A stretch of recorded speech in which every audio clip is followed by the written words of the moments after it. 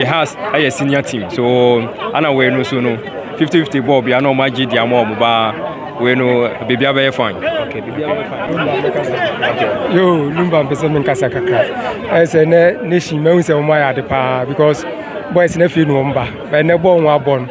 Though we say nation ya lose mumbat. Me sure say we I say training and yeah. Nti by ye share leg na ase dia. Me sure say nation you betime di nkunu. By ase dia ba o miss you betime wo.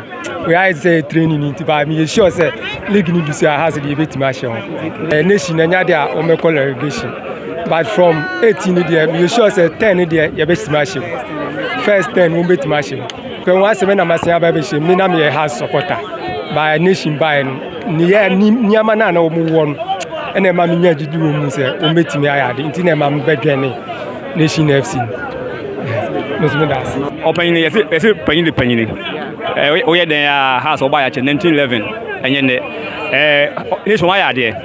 Na kakra me kan say nation you prim kakra ni jam kan say prim ye ni mu ho no sackers no ye hu obi a attack ball by me finish defense ni there eye nti say prim team media omo hwe omo peso akanye there I obutuma akiki ball say obutuma attack defense bibi say ye hu boy abobo no nyina o by ye hu player bia oye active here there e wa ni mu ho we have Brazil ni boy a on otum che pass but che pass na obi anye there obi anko nti prim no hwe na omo mo ahoso me the team name nyenga se bia ye nyina ye dia but every one na me pim be 60 there nation me bia ye den ahye away na enwe ekwe home ekwe home nko ade inshallah e home no bia boy ko bon ye home a ka ha so ko matu bia den ehua ba ye ba no you say omo hu park ni so omba brankase nko ade a menua now ye ni pando boy o ma hu ni pando su boy ye pando pasa na mo park kan say has ba brankase a o ma wie no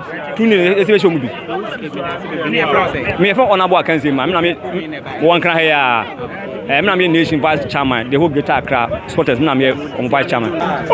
We a very good exercise. What I say, it's a pre-season match. Yeah, so players ni nyina hold na hwe. So hwe ya players are never bench no. Coach asesa omu nyina mu bia be bobi. What I say, and not just a coach and so players na hold na hwe. It is so far so very good. Yeah, they will GDA we team say we have a very good team. Question we maybe say Mukasa from nations. League na 18 teams. After the season be kwere no, we be rank nation clash.